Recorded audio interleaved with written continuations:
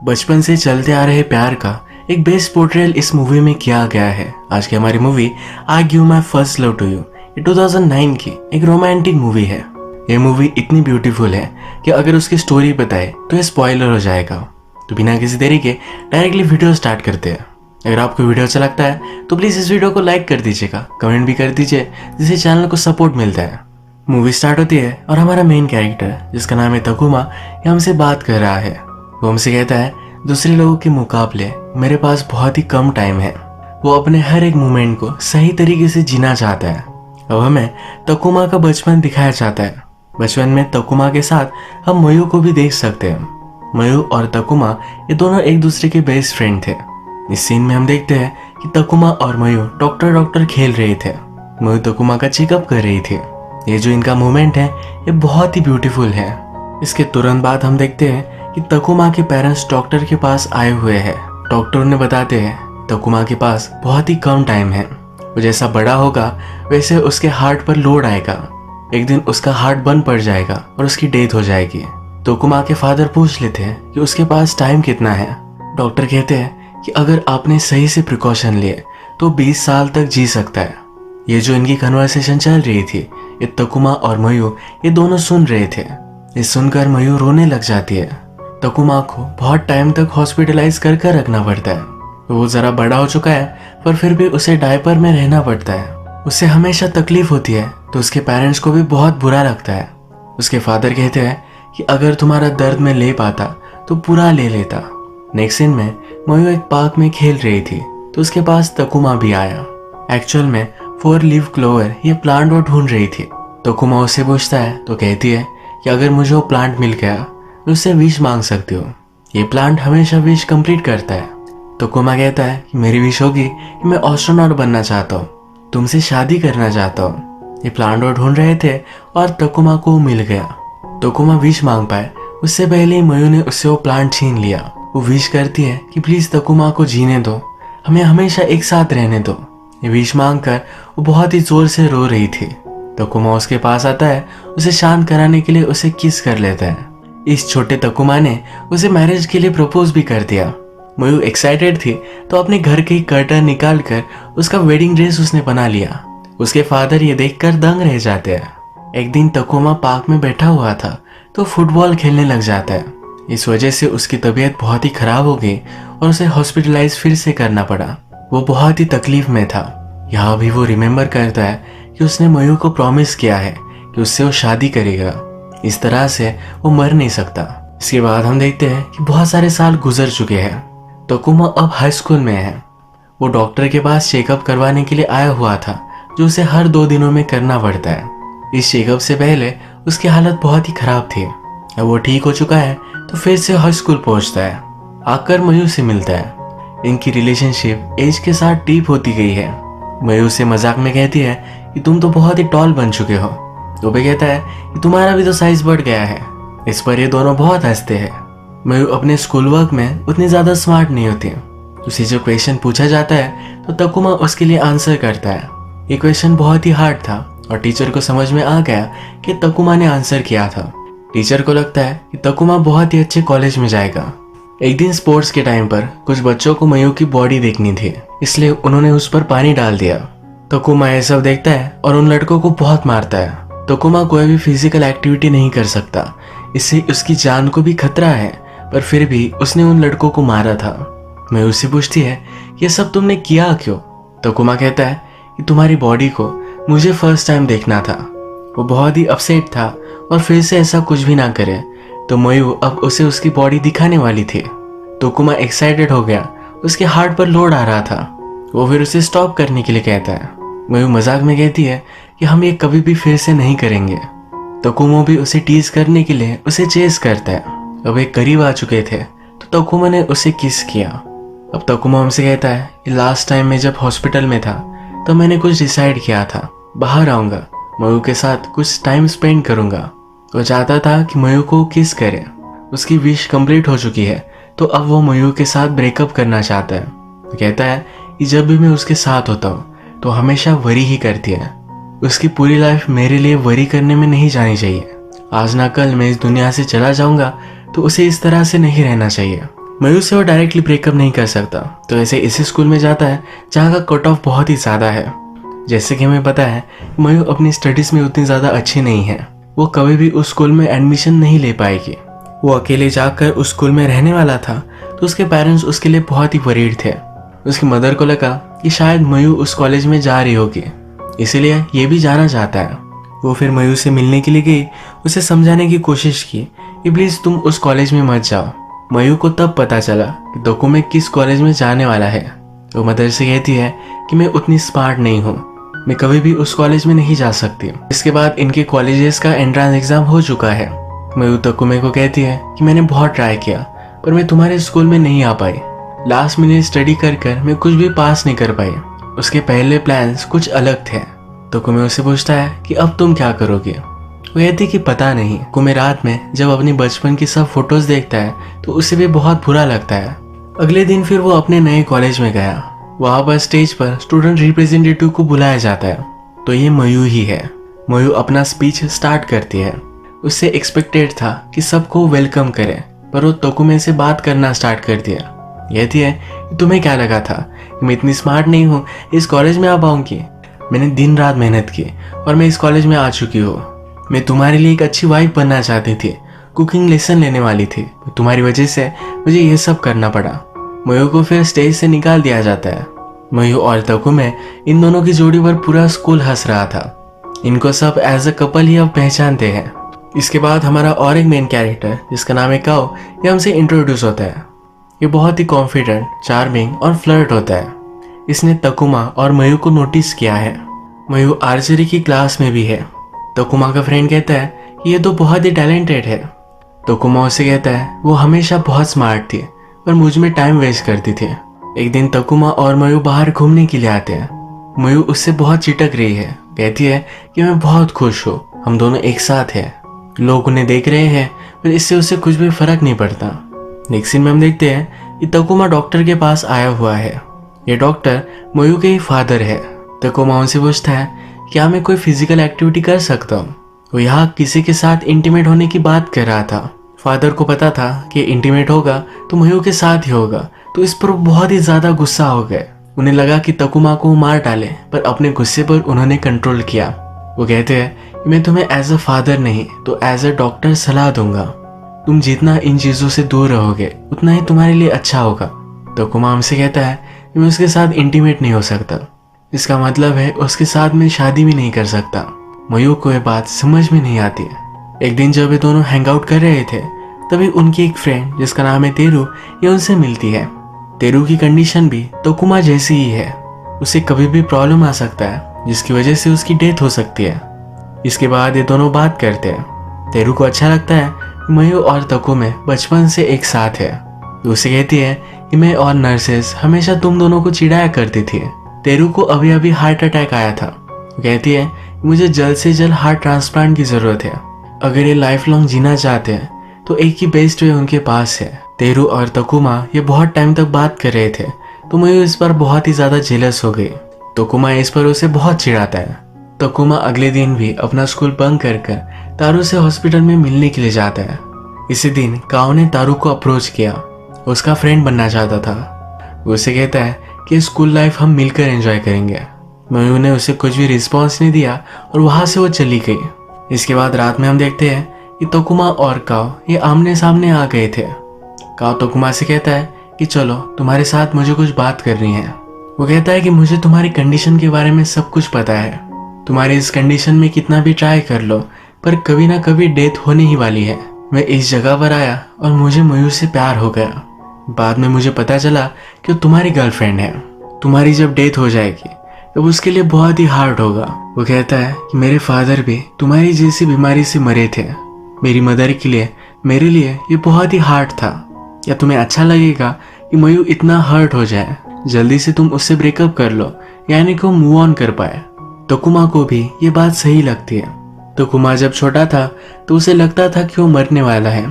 उसने एक ड्राइंग बनाई थी जो उसकी विल थी। अब वो उसे as a good luck charm use करता है। तेरू हॉस्पिटल में है तो उसकी विल वो उसे देने के लिए जा रहा था। मयू उसे नोटिस करती है और पूछती है कि तुम कहाँ जा रहे हो। उसे बताकर चला जाता है। उसकी व्हील ये पॉकेट से नीचे गिर गई थी।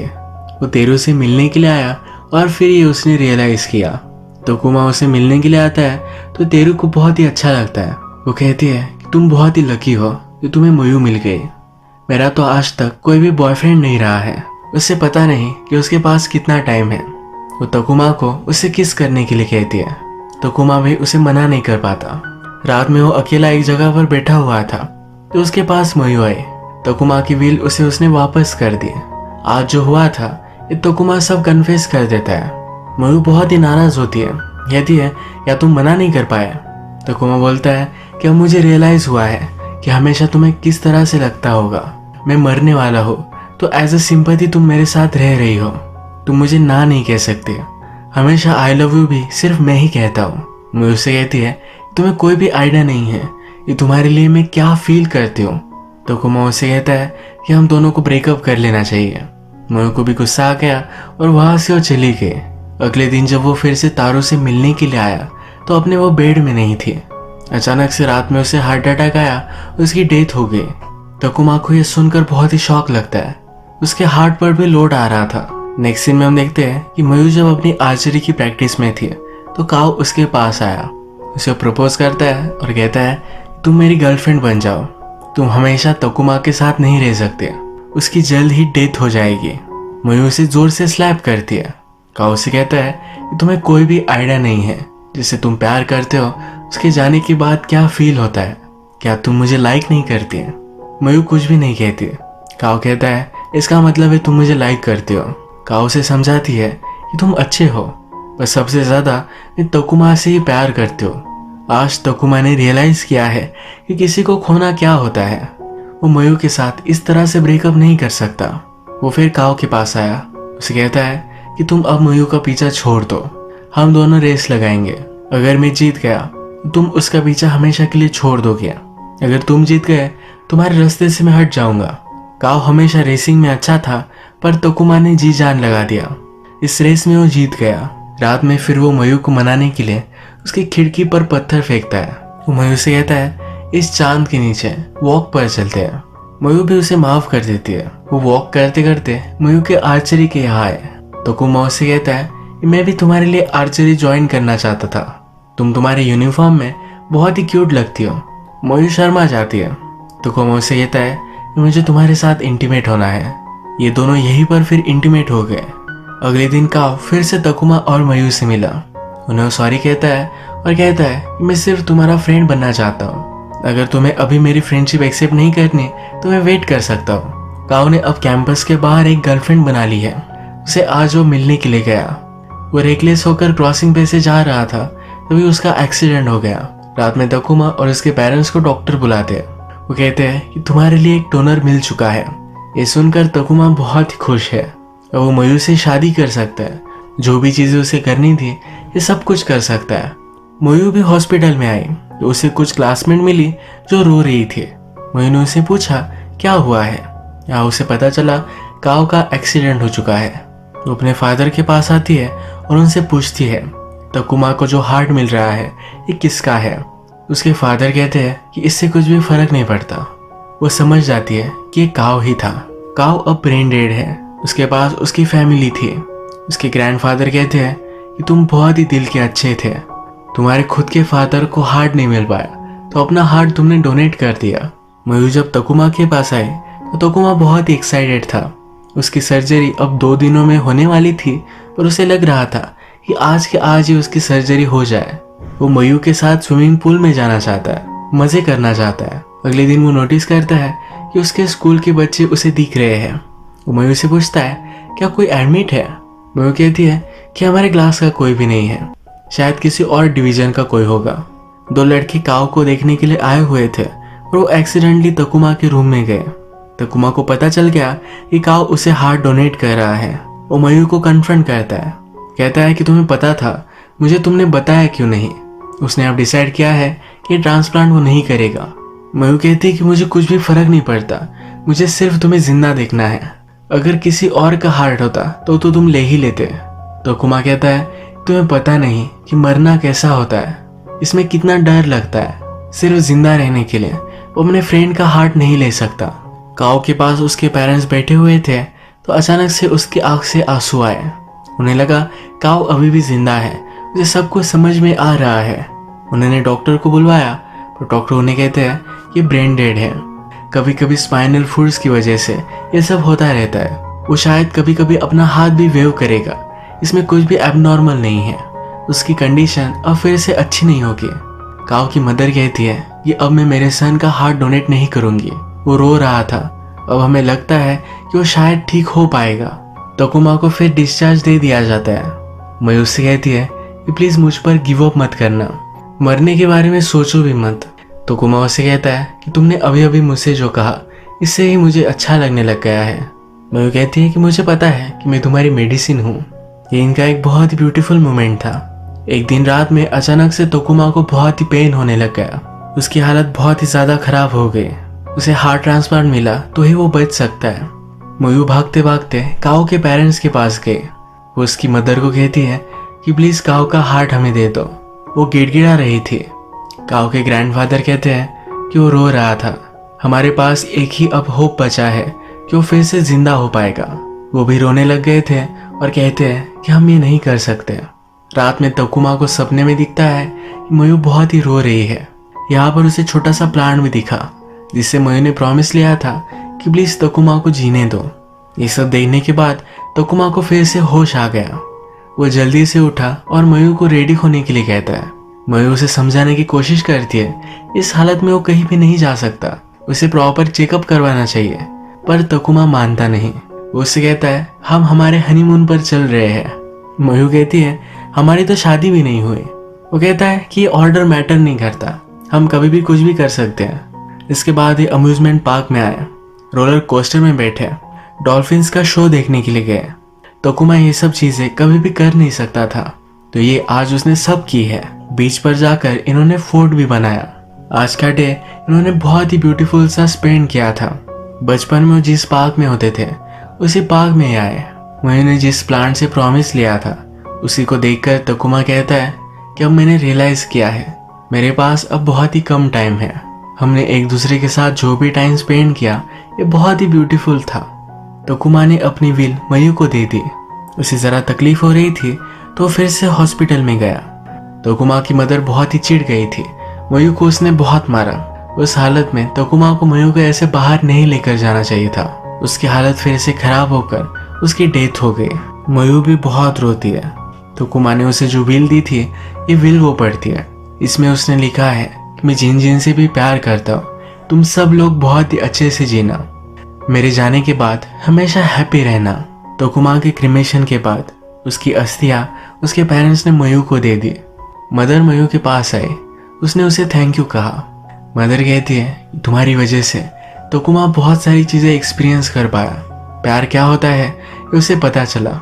नेक्स्ट सीन में हम देखते हैं कि मयू तकुमा की एशेश के साथ चर्च में आई हुई है। उसने वेडिंग ड्रेस पहना है। उसे यहाँ शादी करती है। कहती है तुमसे प्यार करना ये बहुत ही हर्टफुल था। मुझे लाइफ में तुम्हारी वजह से बहुत ही तकलीफ हुई है। मुझे अगर फिर से चांस मिले तो मैं फिर से तुमसे प्यार करूंगी।